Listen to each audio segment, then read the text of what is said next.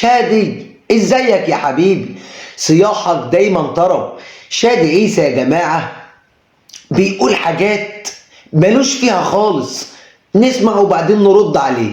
الكابتن محمد رمضان المدير الرياضي في النادي الاهلي او مدير الكوره او اي صيغه زي ما انتم عايزين، كان شده كبيره قوي وسلخ سلخه ما فيش زيها مع كهربا بايقاف وغرامه مليون جنيه وترحيله من الامارات، ثم تراجع وقال لك لا هيبقوا 500,000 بس، اصل لعيبه الاهلي تدخلوا وكذا وكذا وكذا. الحقيقه انه لو إن الكلام ده سليم وصحيح يبقى ده اول فشل لقوه الكابتن محمد رمضان واول اختبار فاشل يخوضه، وده اللي احنا قلناه انه الكابتن محمد رمضان موضه قديمه وطريقه قديمه مش هيعرف يتعامل بيها مع اللعيبه.